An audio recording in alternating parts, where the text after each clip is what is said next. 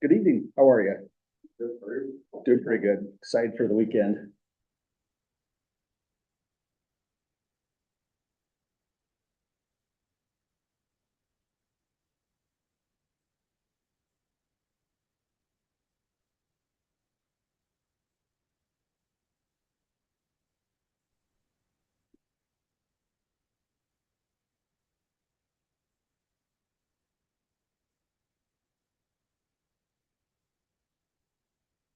Awesome. Thank you.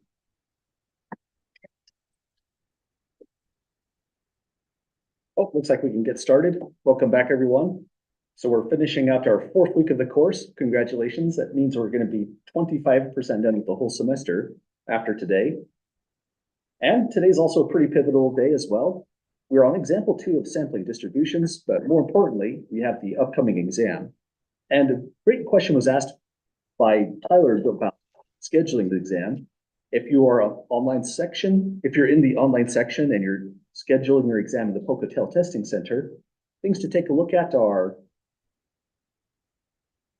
this right here, isu.edu testing center will take you to that location, or you can go to isu.edu, search on this link here. Testing center is almost certainly going to get you what you want on any university web page. Then clicking on this reveals that if you're looking at the ICCU dome, that used to be called something else, because these credit unions are taking over the town. But the new testing center is right over here. The Albion Hall Building 61. Looks like the entrance is in a little weird spot as well. So this would be where the testing is. It's a brand new testing center, so they're probably pretty proud of it. Say it's awesome to them to make them feel good while you're taking your test, if you could. And this is the number that you would use to contact the testing center. I should have sent everyone who is testing on that Pocatello Testing Center some information to your ISU email address, but this is a good thing to look at as well. Any questions about scheduling the exam for the fully online section?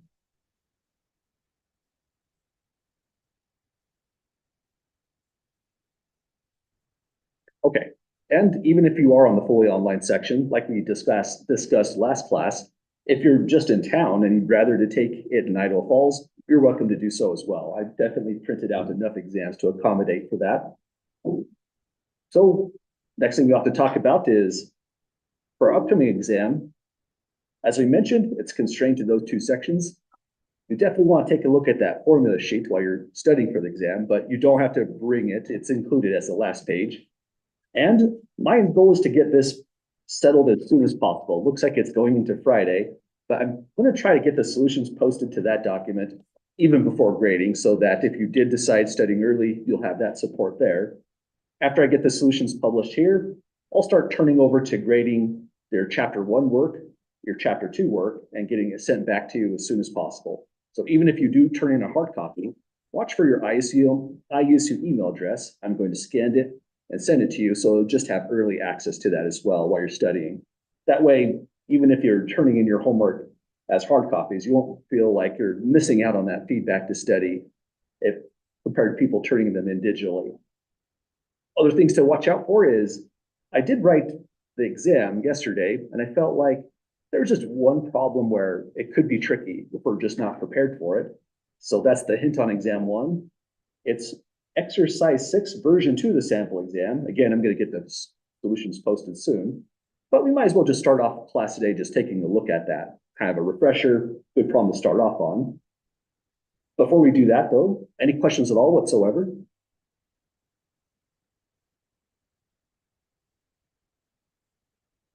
Okay, so this is definitely a good problem to take a look at, I'd say.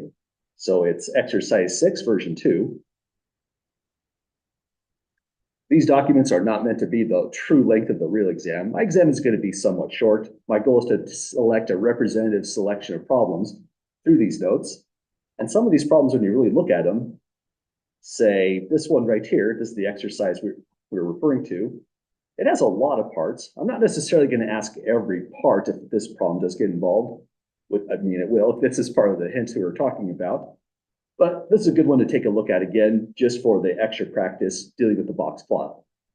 It's data we've seen before, the forced expiratory volume. or FEV, a measure of lung strength. And recall 0 refers to children who were non-smoking. 1 refers to the children in the group that did smoke in that data set. And our goal is to just interpret the data that we see right here. But maybe even before we start, you might feel like the data just looks wrong because FEV is a measure of lung strength. And if we look into this group, the children that were not smoking, not exposed to secondhand smoking, I think is also included there. The median value for FEV was about 2.5 liters, with some outliers out here for sure.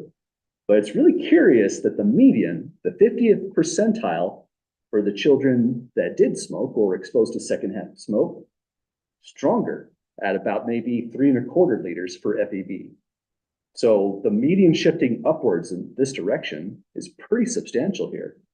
Anyone see what could potentially account for that? Certainly, we're not trying to say smoking is making your lungs stronger as a child. That'd be insane, right? So something is going on there with that data. Anyone see what it could be? Yeah.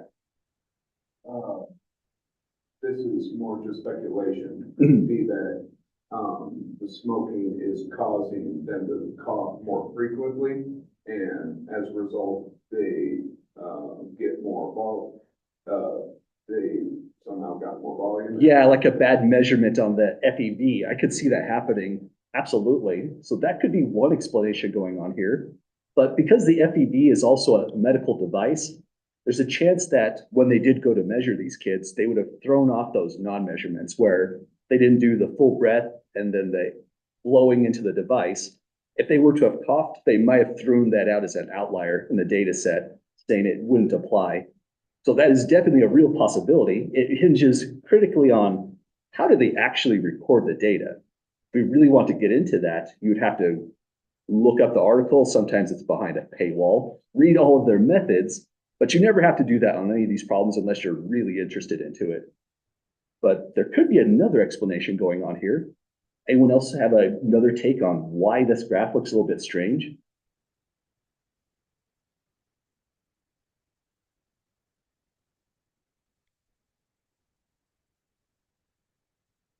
What could help is, let's actually take a look at the data, because this is suspicious enough. It's hard to do the problem with this thing glaring at us saying children in the smoking group have higher lung strength. So without an explanation, this is a weird problem. Let's go back to that data. It's all the way up here in chapter 1 where we first saw it. Good call. It's going to have a lot to do about that. So we're looking at a distribution plot where the categorical variable has been split across the quantitative variable FEV. This is the great use of box plots, but all other information is hidden. Like you said, the age of the children or the height of the children, how big they are is going to massively influence their measurement on their lung strength just by their size. So if we look into the data set, FEV,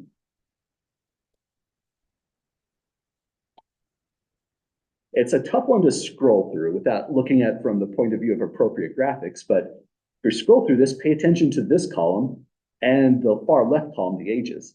Notice the non-smoking is pretty young people in this data set. It's not sorted by age, but as we go lower and lower, the ones start cropping up. And that one was a 14-year-old. Another one, another 14-year-old there, 13-year-old. And it looks like that's kind of the pattern. It just so happens to be the older you get, the more likely you might pick up smoking, get exposed to secondhand smoking. Whereas way up here, these ages are pretty low and the values are all 0. Again, we'd want to do a lot more careful look at this, but this is a huge explanation potentially already when we look into this. The people in this smoking category are just more likely to be older kids. And so because they're older, they're just beating the younger kids in measurements of lung strength just by being bigger kids in the first place. So that's the explanation of what's going on here. There's another hidden lurking variable that's explaining this mismatch we see. But now that we're across that bridge, we can start looking into the questions below. So this is the part we should be ready and prepared to do when we're dealing with this kind of display in an exam. It's asking us to visually estimate the minimum, first quartile, median, third quartile, and maximum of the FEV values for those children in the data set that do smoke. Meaning, part A is only relative to this category right here in the categorical variable. So we want the minimum. Minimum would be going this way, maybe 1.75 liters. Again, we're just visually estimating. All right, equals with the understanding it is a crude estimate. Next is first quartile or quartile one. So we're way up here. That one might be about 2.75 liters. Then median is up here. Now we're up to, hard to say, maybe 3.2 liters. If you said 3.3, 3.4 liters even, I would say that's all still in the ballpark. It would be correct. But if you said maybe 3 liters, that would be weird. If you said 3.6 liters, that's a little bit off. But as long as you're in the right neighborhood, I'm not too picky about the answers you're putting in. That they're good approximations, not too widely off, it's going to be full credit. Next is third quartile, Q3. Way up here, so it's about 3.75 liters. And the maximum value, you know what's kind of interesting up here, lots of outliers in the non-smoking group. That's kind of curious in this data set. But from here, the maximum looks like it's maybe about 4.8 liters. So all we're really doing in this kind of problem is just reading off the information of the graph, but we had to know what each one of these segments were referring to. Does that make sense to folks, finding these values? Awesome, then we'll do just fine on this kind of question. Part B says, based on your values in part A, do you expect the distribution of FEV values for the children that smoked, so still in this column, to be symmetric, slightly skewed left, or slightly skewed right? So slightly left, slightly right is my way of saying it is mostly symmetric, but would you say it's dead on symmetric? Or does it skew in a particular direction?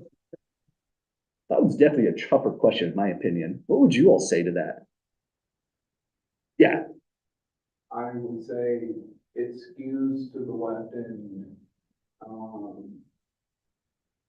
I think probably I would say definitely right skewed and probably not a little bit asymmetric. I agree with you. Yeah, this median bar right here is telling most of the story because recall the median is the 50th percentile. I'm not sure if red is the right thing there. So if it's the 50th percentile, that's 25% of the data as well, because that's quartile one. So you have 25% of the data pretty well concentrated in this region down here. It's trailing off about the same amount from quartile one to the minimum as quartile three to the maximum. You don't have to bring a ruler to class to know for sure. So if it's hard to tell, you'd say just symmetric. But I agree with skewed right because here, that's also 25% of the data, but it's a little bit more spread out in this range right here. So that's enough indication to say it's more spread out towards the right, right being upward direction. We would say slightly skewed right, as you said. So let's go for this part, slightly skewed right.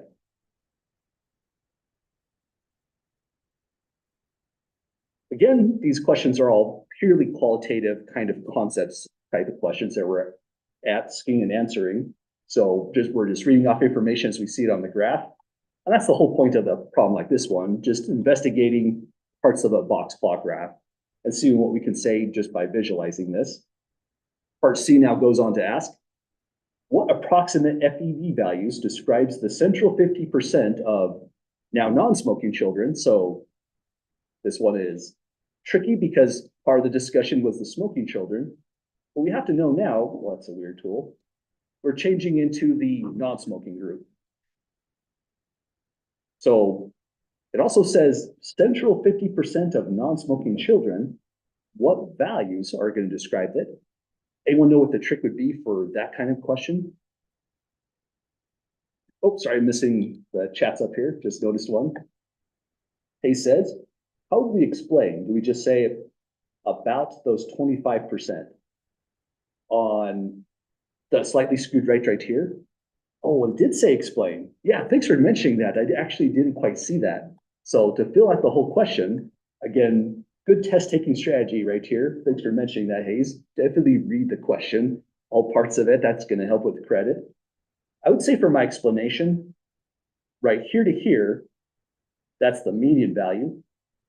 This is quartile 3. So we could say slightly skewed right because the distance, well, we could say the distance between the median here and the quartile 3 here is the largest. Or maybe a better way to say it is the median is closer to quartile 1 than it is to quartile 3. I think that's a faster way to express it. That's what's forcing the slightly skewed right in our assessment of this. So let me back off here and say, because the median is closer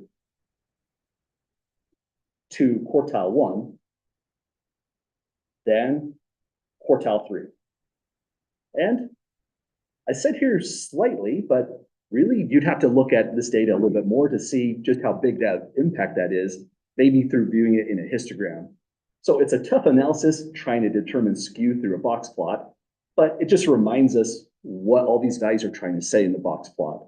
So that's a major takeaway there.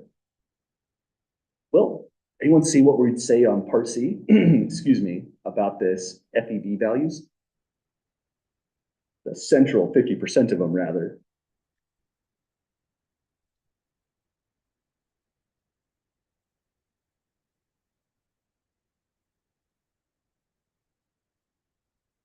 Definitely kind of a tricky question, right? It's asking for approximate values describing central 50%, but the central 50% right here is the major hint on this kind of problem, because the interquartile range, being quartile 3 minus quartile 1, is the range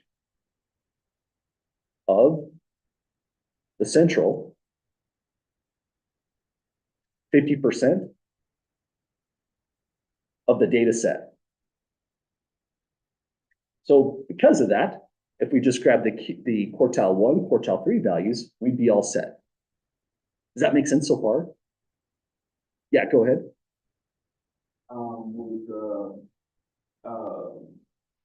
value be approximately 1 because Q3 is approximately 3, Q1 approximately 2, and since it is the interquartile range, that would be 2 now. Yes, it would be 1. Yeah, exactly. So in this problem, IQR would be equal to 1 liters altogether, because this value is quartile 1. This value up here is quartile 3. Kind of hard to read off the values, like just about 2. If we said approximately 2, that would be totally fine. So we can say what approximate FEV values describes central 50%. If you wrote quartile 1 equals, let's just go with 2 liters, even though it's slightly less. Quartile 3 equals 3 liters. I would consider that a great response. If you instead gave IQR equals 1 liters, I'd be great with that as well. You've said something slightly different by saying the range of the central 50%. But my whole goal is to see if you know the understanding of how IQR ties into the box plot, and you would have demonstrated it by reporting the IQR statistic or by stating the quartiles. So I'd consider both of these great answers to the question.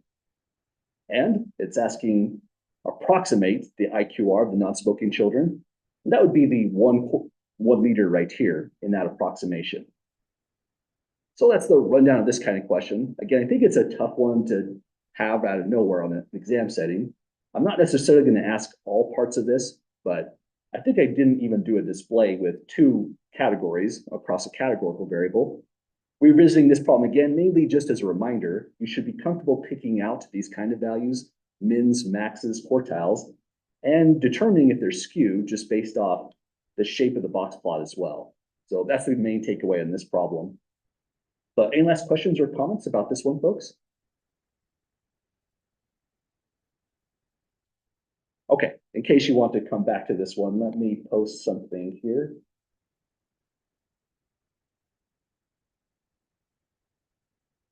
Box plot, I guess that's a good way to say that.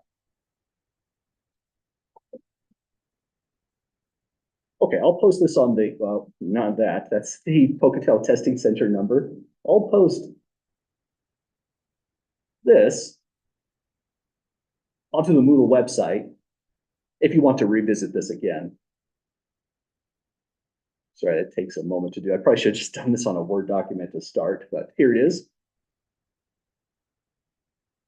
And I'll convert it to a PDF as always, so it's a little bit more compatible with everyone's machines, and plug it right around here. I'll just call it the box plot question.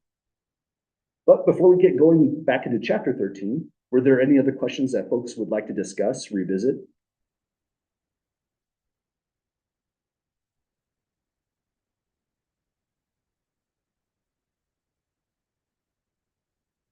Okay, well, let's get back into it. We're in chapter 13, sampling distributions. The information here was mentioning it's a good idea to take a look into this chapter, even if you're just skimming it. It's a pretty technical theorem that we're getting into here. But if you didn't have a chance to that, I totally understand. Our schedules are pretty busy, especially in the middle of the week. So let's give this a try. In chapter 13, here's where we left off. The goal of this graph right here is to try to give us an idea of what the central limit theorem is trying to say. And it also defines the new thing called the sampling distribution. Well, it's a sampling distribution of, I don't like my highlighting here, of a statistic. So think we want to know about the sampling distribution of something like X bar, the sample mean, or perhaps S, maybe even the median, any statistic at all. We can ask about its sampling distribution. It's a probability distribution in the same sense that the normal distribution is, and the sampling distribution of a statistic will contain all possible values of that statistic that can potentially come from a simple random sample of fixed size, sample size n. So that sample size n in the central limit theorem in the graph below is a constant. Once we decide where it is, we cannot change it. So probably a good emphasis here. I underlined it, but maybe best to say n is fixed. So let's go through this diagram here and understand what it's trying to say. Imagine you're the head researcher on some kind of interesting research problem. Very first thing you need to determine is, if you're going to use statistics and sampling, what your population is going to be. Maybe it's a population of trees in a specific region in California. Maybe it's something else. Maybe it's people. Maybe it's just items being manufactured at a plant. But you need to know exactly what that population is. And very critically, you need to get a simple random sample going. So we're not going for any kind of convenience sample. We need something that's very representative of the underlying population. And the simple random sample design gives us a very representative sample. So here's what happens. You have identified a population. You've identified a sample size that you're going to use to understand it, use inferential statistics. And this arrow diagram right here represents one sample being computed. It does say Y bar here, so keep in mind that Y bar is synonymous to X bar. And full disclosure, this came out of a different textbook, Statistics for Life Sciences, 4th edition. This is a great textbook if you want to have another, say, shelf copy just ready to go, or if you know you're going to take more statistics, that would be a great book right after ours. It's a little bit more advanced, but after this course, that's a great one to take a look into. It becomes very readable. And it has really great graphs, so I sometimes take some graphs out of that particular textbook. So here, this is represents the one sample happening. You cranked out your statistic Y bar, the sample's mean, the statistic S, the sample standard deviation. But then something else kind of weird happens the moment you do a study like this. This is just one potential output for what the statistic could have been. And we could imagine what would happen if we replicated the study over and over with the same exact sample size. This can't necessarily be done in practice because This would be potentially millions of dollars to do the study in the first place, depending on how complicated it is, and now extremely expensive to replicate this infinitely many times is what this is indicating. But we can imagine what would happen with this. And in mathematics, this is where the central limit theorem is coming from. We imagine next, we go back to the underlying population, another sample is selected, which means y bar is calculated a second time. We don't expect these to be equal whatsoever. Because like we discussed before, when we were selecting a sample through this syntax right here, the samples are different essentially every single time. And it's like winning the lottery. If you sampled from a population of size 1,000, population size 20, and you got the same exact sample, we could calculate the odds of it, but it's pretty slim. The populations are larger than 1,000 most often in statistics. So nonetheless, even though we have a different statistic, we can still aggregate the statistic here if we replicate the study, and then just keep on calculating these things over and over again. These values are numeric, which means we can just throw them into a histogram, and that's the sampling distribution of y bar approximately. The reason this is approximate is, again, this goes forever. We're imagining what would happen if you just keep on taking samples over and over again so that every possible value of the statistic is going to emerge. Then, once that happens, we start to get a curve that looks about like this. The histogram is going to have finer and finer rectangles as the sample gets replicated more and more. But once this shape shows up, it is highly, highly suggestive, right? That shape looks like it's well modeled by the normal distribution. But it's a more of a deeper story than what we did in last class. Last class, we were doing problems about snowfall or responding to a brake light. That was true mathematical modeling. We're just trying to fit a curve to data, basically. But this is different. It's approximately equal to the normal distribution. But this approximation gets better and better. It converges to the normal distribution as your sample size n gets larger and larger. So this is the reason why we care about the normal distribution so much.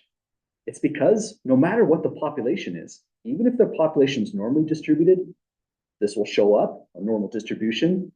And if the population is massively skewed, you just simply need a larger sample size, and this histogram will converge to, once again, a normal distribution. Again, that's really pretty weird. The normal distribution is just a fact about your statistics, like X bar, more than it was an interesting way to model, like in the last section. We were just practicing with it. The center of this normal distribution, provided we're really taking a simple random sample, so there's no biases, it's estimating the parameter mu. So mu goes right here, which means in our graph, that would be the location of mu. Our statistic X bar is unbiased. It falls to the left of mu, to the right of mu on each one of these samples, but it's falling around mu, sometimes very close to it. So this is what's emerging when we imagine you have a population, random sample and replicate in this way, the mean goes here. But sigma is a little bit more tricky. You might have seen this formula before. The standard deviation for this model is sigma divided by the square root of the sample size n. So this is essentially the central limit theorem statement. We'll see it two different ways. One way where it's not terribly applicable, but we'll practice with it. And then the full-on real central limit theorem statement is boxed out somewhere down in there in the notes. But this is the picture that emerges, and this is the picture for a sampling distribution.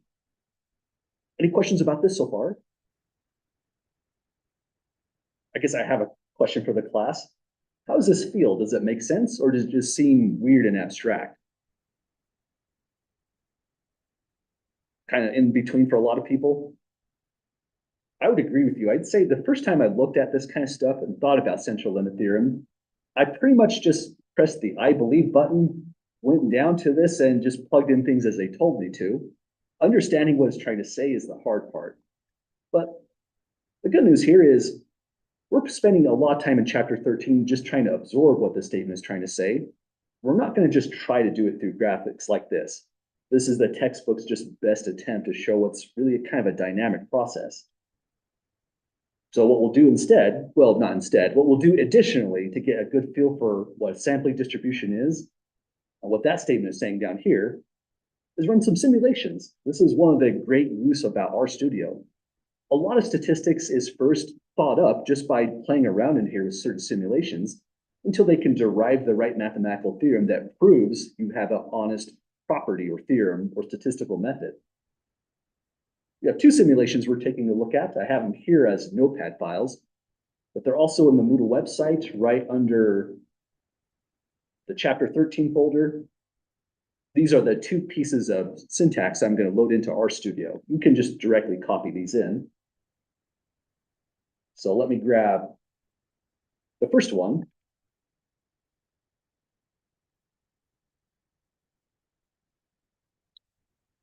And it's not meant to be a coding class, but just in case for the folks that are interested, let's look through this briefly, just line by line.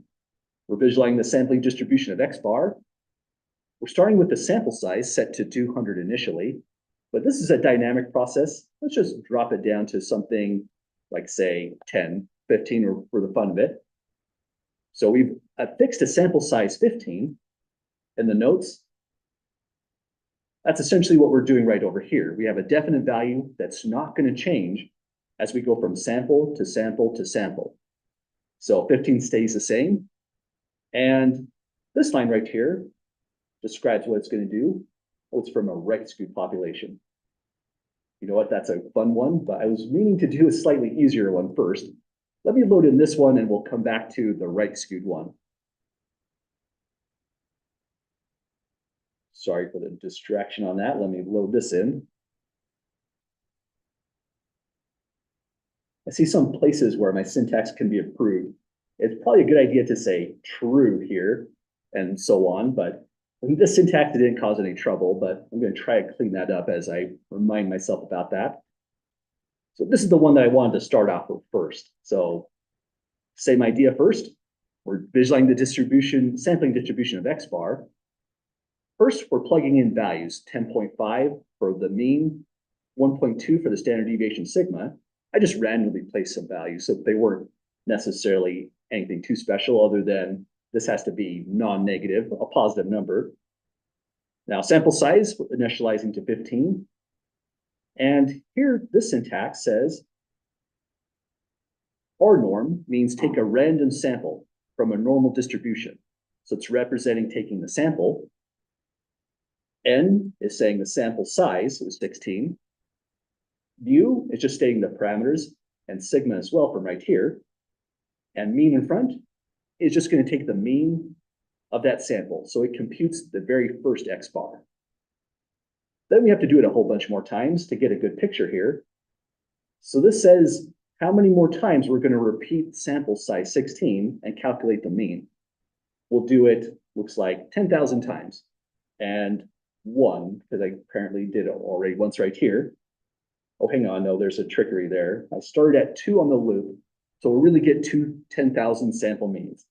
So imagine that's 10,000 samples, Y bar computed on every single one of them. So all this loop does right here is replicates the same syntax here, but it combines it with the last mean that was calculated here. So first run through the loop, we have 2 sample means stored in X bars, and this replicates, adding the next mean over and over again until we have 10,000 of them. Then we just plot them in a histogram, and this plots a normal distribution curve right on top. So all this is trying to do now is show this whole process, but in a more dynamic way. So let's run this and give it a try. Again, you're not expected to fully understand the syntax, especially the for loop part here is kind of going out of spec for the course. We'll only bring these things in for classroom demonstrations is our primary goal. And sampling distribution is confusing enough where it's a good idea, I'd say. So hit Control A, Control Enter if you're following along. And this is what's produced. So we sample from a normal distribution, and if we put a curve over this, that curve appears to be modeling these data quite well. Notice, first of all, these data are massively symmetric data. You would almost never get data like this unless you're calculating means over and over again. It's matching the symmetry that's seen right here as well. And if we increase the sample size, let's say from 16 to 30, there's a little bit of change here, but it just makes the curve seem to fit it even better. So run this again, and here's our next curve.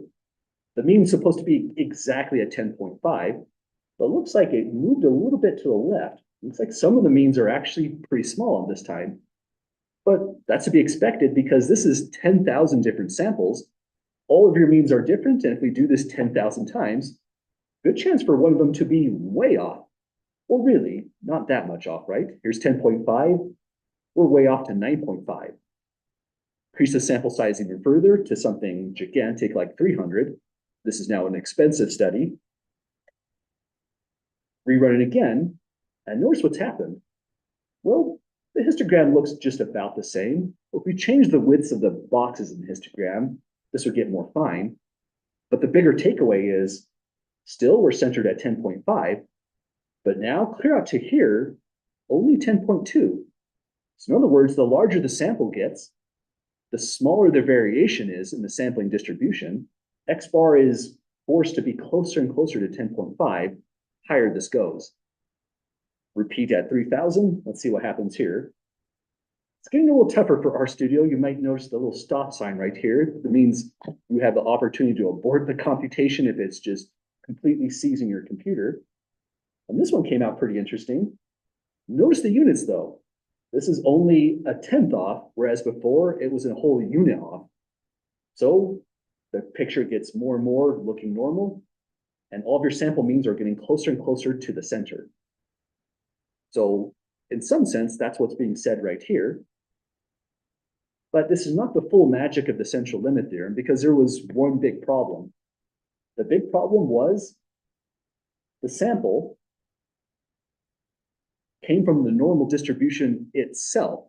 So we're not too terribly surprised if the sample means, when we go to plot them in a histogram, take a shape of a normal distribution as well.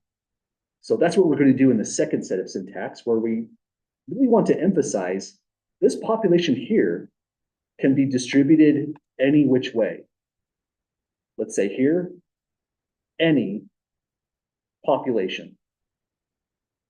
We're measuring a quantitative variable, but what I mean by any population is the distribution of that variable could be highly symmetric, or it could be terribly, terribly skewed, and it won't matter. The central limit theorem will still give this picture as the sample size n gets larger and larger. So what I've done for the second set of syntax is done just that. EXP is the exponential distribution, which takes a very, very skewed shape. So we're sampling from the exponential distribution. The syntax down here is exactly the same. After we sample from it, we'll take the mean. We now have one sample mean from something very, very skewed. This gets us 10,000 more means. And then we'll still plot all of them into a histogram.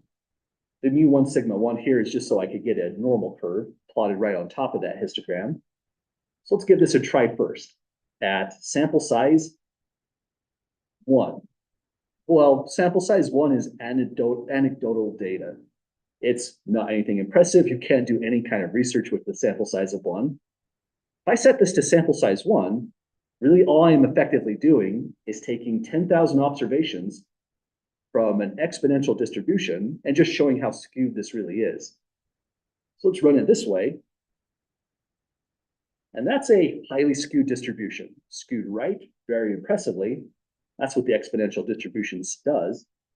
And again, the sample size was 1, so the mean here had no purpose. The mean of one observation is that observation. But update the sample size to 2, and watch what happens over here. The sampling distribution is approximated by this histogram, better approximated by this curve we hope it starts to converge to. At sample size 2, a little bit of improvement, right? The skew kind of fell away just a little bit. There's an extra set of data to the left of the main peak. Still, it's not symmetric, but that's impressive just by doubling the sample size. Sample size of size 10 would mean probably the study is expensive. It's hard to contact with people or get the units of measurement from the item you're trying to measure. So at sample size 10, this would be the result. Not great. This is not exactly the normal distribution, but you know what? That's improving. At this point, I would still say it's not symmetric, it's skewed to the right, but not as strongly any longer. Let's bump the sample size then to 30. This is often thought as a rule of thumb for the central limit theorem, where at sample size 30, for most populations you encounter in practice, that should suffice to make this normal. But that rule of thumb also says it just totally depends on the amount of skew in the underlying population. There's no limit to how skewed it can be. And so there are some distributions where you need to about 3,000 or more, or maybe 30,000 before you see some symmetry here, saying the central limit theorem is in effect. But for us, at sample size 30, here's what we get. It's not too bad, but at this point, this curve looks like it's starting to model it pretty well. Main peak is here, peak of the data is over there. With sample size 30, you might get away with using the central limit theorem. If we want some rigorous results, though, we have to spend more money on the study. At sample size 100, from a population over here, which is very skewed, we get this picture. And at this point, this is the central limit theorem really working for us. Underlying population was very skewed, yet doesn't matter. We still get this picture right here, provided the sample size gets larger and larger. So again, this is why the normal distribution is a really pretty weird probability distribution. It's hiding out the moment you calculate X bar. Any questions at all, folks, with running through those weird simulations? Yeah. Almost like frequency, just trying to like really, as the population went up, as density up. Gotcha. One of the reasons density went up is because when the population went up, your sample means got closer and closer to 1. So the peaks were actually getting higher, less spread out. The other thing that's happening with density right over here is usually we see frequency, right? Density means that we took all 10,000 values and turned this more into a percentage altogether. So rather than looking at how many observations are falling into a certain range, we would have to calculate a distance here to here, use this value, and we're thinking more in terms of percentages at that point. Other questions about that so far? I guess that's just fine, actually. Reason I needed density plotted here is because I was putting the normal curve on top. It turns out you can't use the frequency value to fit the normal curve. You have to go into a sense of percentages and use density instead. Other questions was, Ben says, can you explain one more time what changing R norm to RXB and deleting U and sigma did? Yeah, absolutely. Let's take a look at those graphs again. So when we were back over here, we were sampling from the normal distribution, which meant I had to really define what the mean mu had to be and what the standard deviation sigma had to be for these two right here. And that meant over here, oh, we should rerun the syntax. That's probably the safer thing to do, so I can tell which is which. There we go. So now when we go to plot the distribution over here, the 10.5 is matching up with the 10.5 here as well. But also, these were always completely symmetric each and every time we did it. However, now the big difference is when we go over to the REXP, this one has a mean that's defined to be exactly 1, standard deviation that's defined to be 1. So we really didn't need to say that right at the top. The mean of that distribution was already determined already. And I only had to state it down here to make that plot happen. But the other thing that's kind of important with this picture here is the major difference between looking into this one with REXP is because once we drop the sample sizes to really low, we're starting to see the original skew from the underlying population. It's like a residual that still lives inside here. Whereas for these right here, it was always highly skewed, really at any sample size that we were to have picked. But does that help out with that question there, Ben?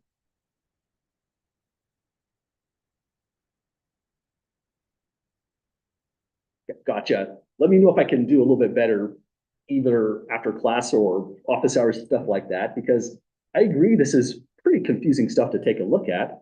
And maybe one more thought about this. Anytime you do a study, it doesn't even matter what the population is, as long as you're measuring a quantitative variable. Then there's really two populations on the table here. There's a population of the individual values that you could get in your sample. And then dual to that is the population of the statistic, the sampling distribution itself, saying all the potential values that could ever emerge. So the idea with this graph over here was, even in a really, really skewed situation, as long as that sample size gets larger and larger, we expect to see normality right here. That should resolve itself. So the central limit theorem says, increase your population size, and you will decrease the amount of skew you see on this at every single increase. So if you're a fan of, say, limits in calculus, we would say that the curve right here for the sampling distribution of X bar converges in probability towards this honest normal distribution as the sample size n gets larger and larger. So wild stuff. Next things we want to do is look at some computations, the full central limit theorem, and maybe another graph as just another take on what's going on here.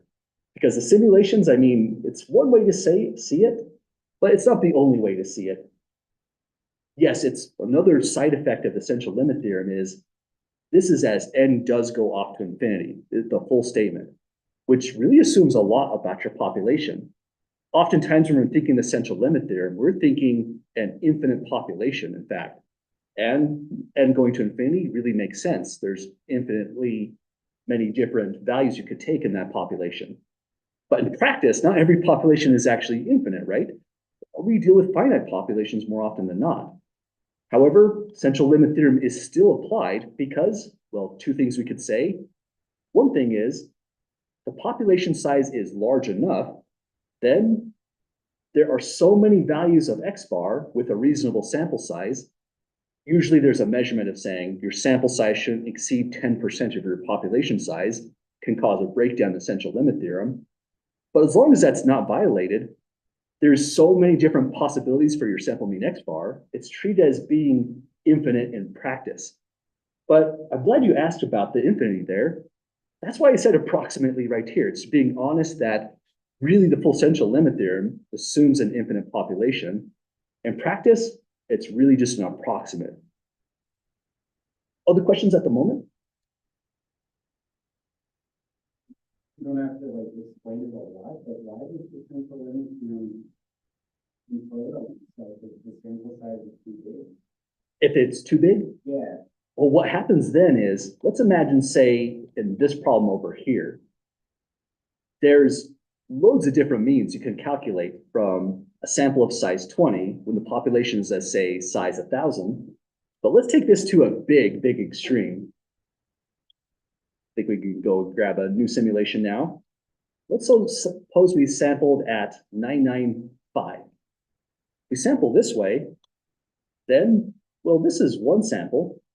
It's kind of hard to show that because we have a lot of data. But really, how many samples are there when we do this? The sample wouldn't be too much different, which would mean if we go to calculate the means of all these kinds of things, there's really not a lot of sample means to begin with. And that means our histogram is going to look a lot more choppy or have lots of gaps in between. The normal curve isn't really going to fill it out too well if our sample is too large. We're losing the effect of the comment that was made by Ben that as n approaches infinity, because we have finite values, but now just too few finite values to really get this kind of fineness in the histogram and a curve to fit it nicely. Other questions about that so far? Okay, there's lots to consider about the central limit theorem, so I appreciate these questions. If you have more questions, don't hesitate to throw them out there. Even if you think of them at, say, 3 a.m. on a Saturday because it's just bothering you, write that email. I'll be happy to get back to you on it. But now going down, here is not exactly a central limit theorem, but it's getting there. This example 2 and the theorem above is us just practicing with the statement of the central limit theorem, and it's still a valuable statement. It says, gather a simple random sample from a population that is distributed exactly normally. This is the problem right here. The moment we say we want an exact normal distribution, it's just a math problem now. We don't expect every single population to follow this, but if some population looks like it could be very close to normal, this would be a good statement to use. Just know that every time you use this theorem in practice, you're kind of fudging things a little bit. It's okay because there's a deeper theorem right here that's sitting on top of that. So this theorem is the big one that doesn't worry too much about which population you're dealing with. Any population suffices. So before we get to that one, we'll practice with this theorem right here. Notice what's going on with this theorem. We have a normal distribution that we're sampling from. So that's the population. It has a mean mu. And the statistic, its sampling distribution, will be normal with the same mean mu as well. However, standard deviation adjusts. We saw that when we were looking into these histograms, and we noticed the values are getting closer and closer together, particularly on, say, graphs like this one over here. The reason the values are getting closer and closer together is because of this square root factor down below here. That's causing the variability to get narrower and narrower. And so we like that n because it tells us x bar is going to be closer and closer to mu, the larger the value of n is. I mean, we expect that, but it's encouraging to see it in the statement here as well. So again, our goal is to practice with this theorem. It's essentially the statement of the central limit theorem where we take off this for the real full theorem. Any questions about the statement before we give this a try?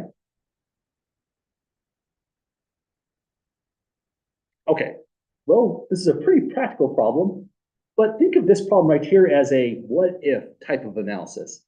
Because there's a lot of things being assumed here that you wouldn't really know in a real medical setting, but still people who work in these settings, they think about this because it's stuff that can happen in their practice. So it's a hypothetical type of problem, but still important. We have some context to tell us that the serum, let me know if I mispronounce anything, alanine aminotransferase ALT is a liver enzyme. I'll just call it ALT from here on out. Elevated ALT is usually really bad. Conditions could be viral hepatitis, diabetes, congestive heart failure, the list goes on. So, I mean, you're always looking at liver enzymes, and this is one of them that's routinely checked. So, it now goes on to say, a certain test for the presence of this enzyme, ALT, is rather imprecise, they go on to say. The results of a repeated test on a single specimen follow a normal distribution. That's really good information. They're saying this. They're not necessarily saying we know it's exactly normally distributed, but they're saying, based on the data they've gathered, it's probably very close. So this would be appropriate to use. Let's tie that in. We've got the normal distribution on the table. They say that the mean is equal to the true ALT concentration for that specimen. That person is probably a kinder way to say it, but they said specimen. And the standard deviation, they say for this test, it's 4 units per liter. That's an interesting statement on their standard deviation. They must know very well how this procedure works. It's a strong assertion. We'll run with it. Sigma equals 4 units per liter. This is, again, pretty confusing when you think about what we've been saying all along.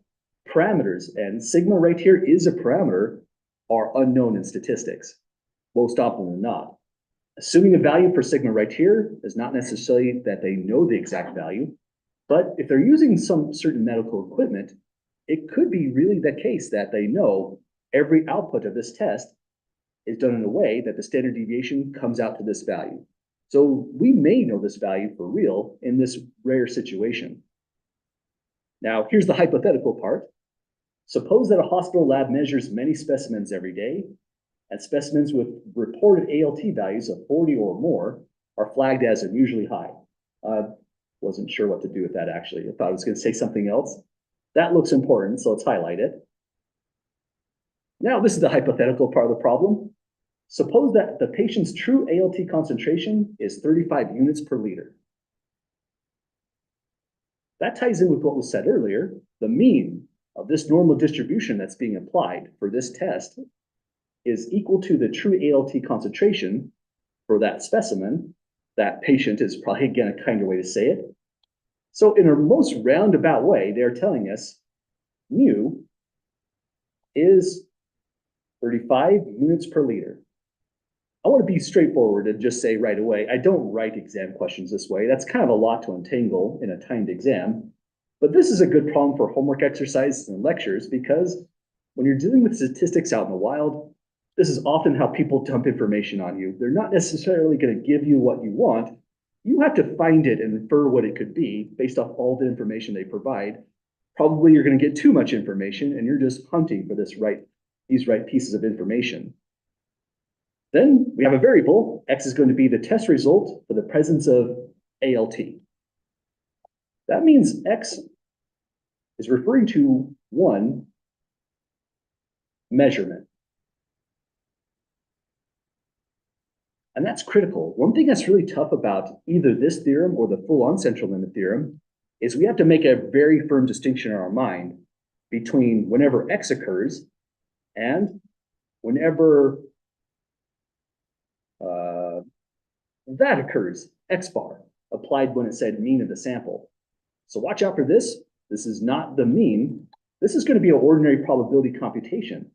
So this theorem here is not quite into play just yet, but you could use it. You just take the square root of 1 right here, and that would just turn into sigma. So our goal here is to write out probability distribution of X. That's always a confusing question, so I'll try to always make a big deal out of it. We saw this kind of question for the first time in chapter 11. All that's being referred to here is saying what X is, distributed as, normal, and what the parameters are. And you could just say an ordinary statement. X is distributed normally with those two values. But often our author uses this syntax. Well, it's not syntax, that uses this notation. So it's good notation to be familiar with and absorb. We'd write X. Tilde says is distributed as. N is tying in the information above to tell us X is distributed normally. We're just going to trust them on that. That's a parameter 35 for the mean. A parameter 4 for the standard deviation. And that's all we have to say. If you're a fan of symbols, this is the most compact way to say it, according to our book's notation. Next, reason we want to know that model right away is because when we go to calculated probability, we need to know exactly which model we're using in the first place. So actually just writing this down on paper, I have found over the years of running through this class, that actually makes everyone's work just more accurate. So it's usually a great way to take a look into this. Then we go back into RStudio and start to calculate something. Let's see first what they want. Find the probability that this specimen, so this hypothetical patient right here, will be flagged as unusually high. I think we have some color coding for that. Recall, unusually high is 40 or more in their ALT value. But hang on, their average ALT is going to be 35, so they should not be flagged as unusually high, right? This patient is in the safe zone. Nonetheless, the doctor's office here or the medical office wants to know, for a patient in the safe zone, a mean of 35, but close to that benchmark, what's the chance that we're going to cause a lot of trouble in their life and say, you might have one of these conditions, we need to send you back for a follow-up? That's pretty devastating, right? So we want to know that probability before we just start running those tests on a whole bunch of people. Let's give it a try. First thing we'll do is input the parameters. Mu gets 35. Sigma gets the 4. Then down below, let's call this part B.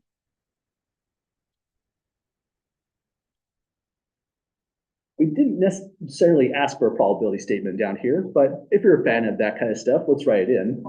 We want to know the probability that X, the result for ALT for this one measurement, is greater than, well, it says flagged as unusually high, so greater than 40. Notice it says 40 or more, but another weird thing about the normal distribution is if you said greater than or greater than or equals, it literally makes no difference in that probability. It's just a side effect, I shouldn't say defect, a side effect of the normal model. So pick your favorite way to say it. I'll leave greater than or equals on here just to convey you're going to get the same answer regardless. Then back over here, let's write this maybe, no, well, copying the context, the syntax in that might be better. Let's go P norm. Take the value in the probability statement, 40, pass to P norm the parameters, mu sigma. Do one more thing. This is a greater than direction. And what we mentioned last time was every time there's a greater than, well, you can use the complement rule from probability and go 1 minus all this. But I think a lot of times people find it just more easy to visualize by going lower dot tail equals false. Trying to get into the habit of actually typing out the whole false statement. So this is going to be the probability that we totally upend someone's life for a day or two, even though they're totally fine on their liver enzymes. The probability is over a 10% chance, then that's pretty substantial actually. That would tell the doctor's office that we're really suffering from this test being rather imprecise. Standard deviation is part of the story here. It's pretty large. That's probably why they're saying it's imprecise. And that means there's high probability that a person is flagged unusually high. So we'll go equals 0.1056.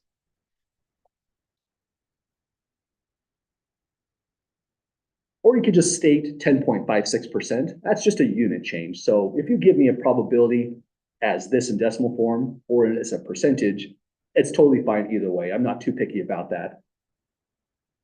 Well, any questions, folks, on getting that probability there?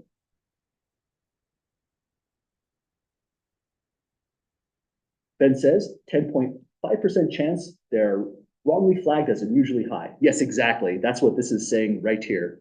Probability that X, the result, is exceeding this benchmark.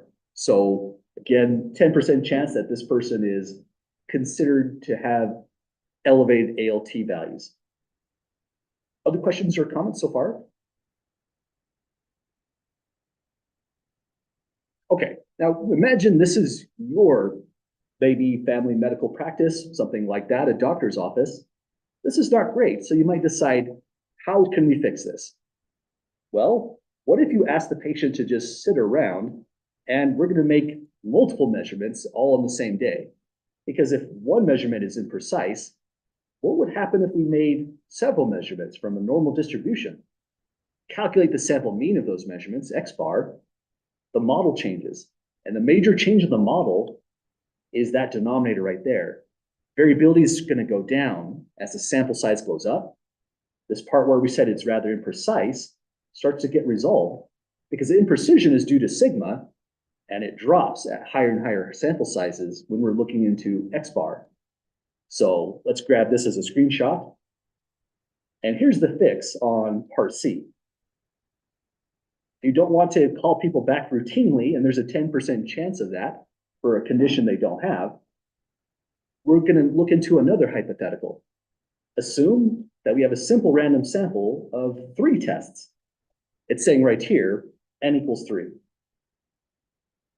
From a single specimen, so the same person that had those values right here, we want to know what is the sampling distribution for the mean of this sample.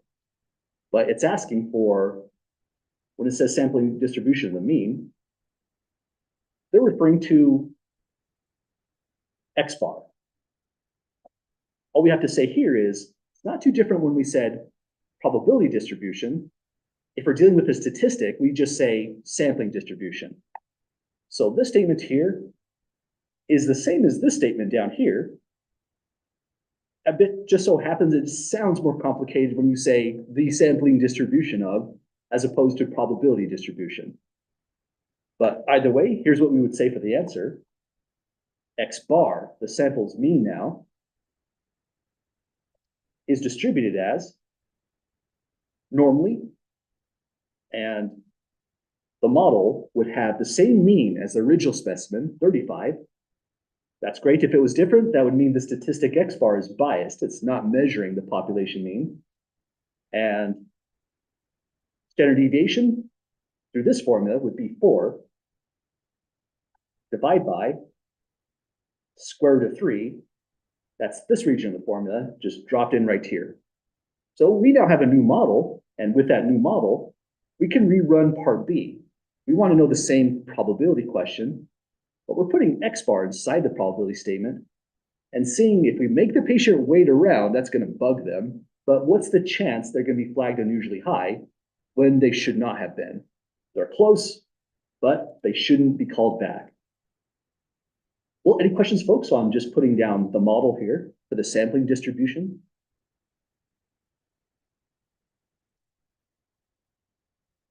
Okay, well, here's the next computation. And it's sometimes kind of fun to guess at this. It was a 10% chance here. Any guesses on what it would be for this one?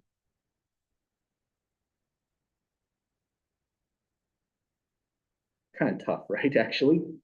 But let's put in first, find the probability that this specimen is flagged as unusually high. From that portion right there, we're going greater than 40, just like before. But then it goes on to say, if the reported value is the mean of the 3 independent assays or tests from the same specimen, this part right here is the most important part of the statement. Because once it said the mean, we're talking about X bar in the probability statement, so it goes here now. So let's rerun our computation over here and see what we're going to get. What I would do to add to this is put in value for the sample size. Sample size is 3. Go to part D, and it's almost the same. We go p-norm, import this value here, the cutoff for flagged unusually high, 40. Then we just look at the model really, really carefully. Same mean mu. Standard deviation is not the same. We go sigma, or sig, is how I've stored it. Divide by the square root. SQRT calls it. Give it parentheses to pass a value to the square root function. And we stored n, so we'll just throw it right up here. Close the parentheses. And this will give us our next probability. So run through this, and we have, a big problem. Anyone see the mistake in the syntax? Was not expecting a 98% chance of flagged unusually high. Definitely a problem in the syntax somewhere. I think I see what I did. That was supposed to be a greater than, right? That's a greater than. Up here, like we mentioned on part B, you just forgot on part D, you have to control the directionality. It's accumulating the area for probability by saying, let's go down a line, lower, dot tail equals false. So those directionalities can be annoying when you forget about them. Don't do as I did. Let's try this again, get a better value here. And it becomes, between a 1 and 2% chance now. That's a humongous improvement. And well, we made someone wait around for a while. We don't know how long this test takes. So this could be making someone wait around for an hour. The doctor's office has to now balance the probabilities that we're getting for 3 independent assays. We're using a form of the central limit theorem here. The chance was 0.0152. Let me double check those values. I've been having trouble copying them in lately. Yeah, that looks about right. So huge improvement. Looks like it was about 1/10 of a likelihood down here compared to up here. Again, we don't know if this is going to be the right approach for this medical practice, but if they can balance making people wait around for a while versus the massive change in these probabilities, then that's going to inform how the practice is going to operate. And that's why we mean this is kind of a what if question. A bigger part of why it's a what if question is these values are true unknowns most of the time. We don't really know them. We're just supposing if they were those values. Oh, and Thanks for the call, Matt. I should have set lower dot tail equals false. And Summer says, could you change the sigma value to 4 over square root of 3 instead of running it as sigma square root of 3 in the p-norm function? Yeah, absolutely. For me, I like to run it this way just so that I'm not typing them in again. But you could always just go directly right here, 35, directly in right here, put in 4, and right here, update to 3. That would always work totally fine as well. And this is a perfectly good way to run the syntax. Let's hit Control Enter. Either way you have it, you'll get the same values out. Other questions so far?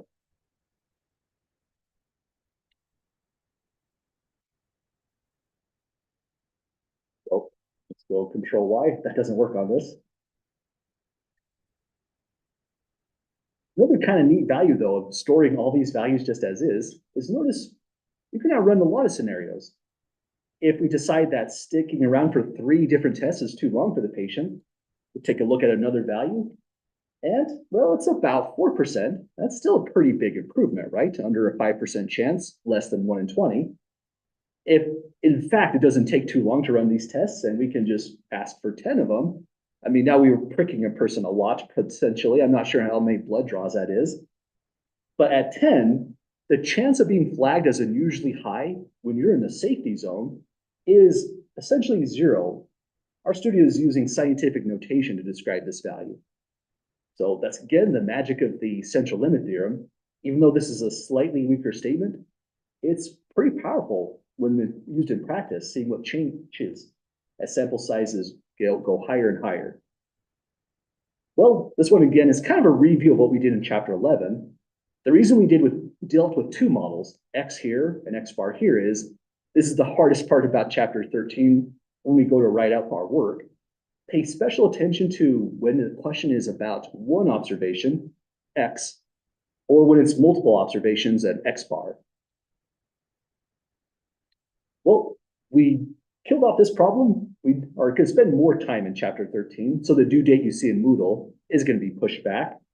Also in Moodle, I'm thinking about pushing back another due date. Let me show you which one. For chapter 11, if you did turn this one in already, then you have an opportunity to keep on working on that if you needed that additional time. But I'm going to move this to due on Thursday because I think what a lot of people would do as a strategy for this class, which makes a lot of sense, is focus primarily on chapters 1 and 2, take the exam on Tuesday, and then it might be a good idea after that to turn over to working on chapter 11, homework assignment 3. Again, you don't have to do it that way, but I'm going to modify the due date just to accommodate that strategy there. And last takeaway on the notes is, if you want another view of what's going on with the central limit theorem, again, it's this statement right here. This is going to be the only theorem in class we put in a box. This is another great looking problem right here. This came from a psychology textbook, so you know weird things are happening. But this is another view of what could happen with the central limit theorem based on the population and sampling distributions down below. We'll take a look at that a week away from today after the exam, and then do another full problem, this time using the original central limit theorem. But any last questions at all, folks, before we call it a day officially?